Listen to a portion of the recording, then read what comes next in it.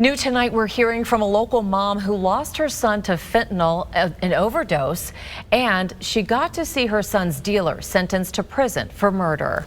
That conviction is a first of its kind in Rogers County. Fox 23's Paris Rain joins us live in the studio. Paris, you talked to the mom and the Rogers County District Attorney about this groundbreaking case. That's right, Nathan and Shay. The mom told me she's relieved Gavin got justice. Not only did this man responsible take the plea deal for 35-year sentence, but the Rogers County DA says this should send a serious message to other drug dealers that they will be held accountable. Justice for Gavin Long, 3 years in the making for his mom, Delana Pritchard. Him being off the streets and in jail. That's justice for us. And that knowing that he's not going to get out anytime soon to hurt and destroy another family. In 2022, her son Gavin was found dead outside a Catoosa business parking lot in his car due to a fentanyl overdose. It was just before his 25th birthday. Somebody could have saved my son had they known that he was in distress in that parking lot. The drug dealer, Garland Williams, took a plea deal and was sentenced to 35 years in prison Thursday for second-degree murder. Investigators say he saw Gavin struggling, and instead of getting him medical help, he left him. They said it was really hard to charge somebody in these kind of cases, and I do see that because we have a lot of other families that don't ever get justice for their child. They won't ever get justice for their child. While a murder conviction for a drug dealer is a first for Rogers County, District Attorney Matt Ballard says whenever dealers sell drugs, they're responsible for the outcome. Does this make you all change the way that you handle fentanyl cases or overdose cases that result to death?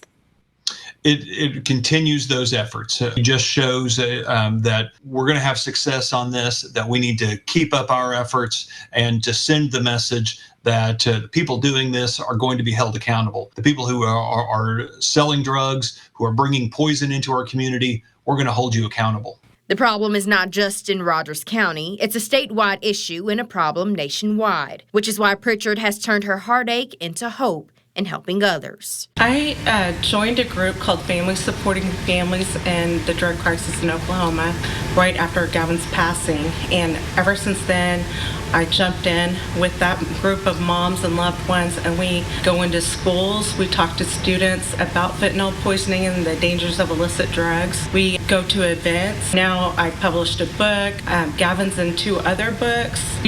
Any way that we can be a voice for our loved ones to help save yours is what we're trying to do. The book is called The Day My Brother Died and I Discovered My Courage. It's a book written by Delana in the perspective of Gavin's little brother, Bo, and it has pictures of them and their childhood and even sentimental messages just like this one. That night I went to bed and I prayed to God, thanking him for the memories and to give me courage. I told God I might cry sometimes, but tell my big brother I'm not a crybaby. We all have struggles in life, and I know that Gavin did, but just don't give up on your family. Don't give up on your children. Get them the help that they need. I'm glad that we got justice for Gavin. It was finally served. Pritchard and other local families are headed to Washington, D.C. in October for the Lost Voices of Fentanyl rally. In the meantime, she stressed to me the importance of everyone having this, a bottle of Narcan on hand, because someone could have used it to save her son Gavin that night. Live in studio covering News That Matters, I'm Paris Rain, Fox 23 News. We are putting together a list of resources to get Narcan and how to find support groups. If you'd like to help Pritchard and other local families get to that rally in Washington, we'll have a link for that as well. All in this story on fox23.com later tonight.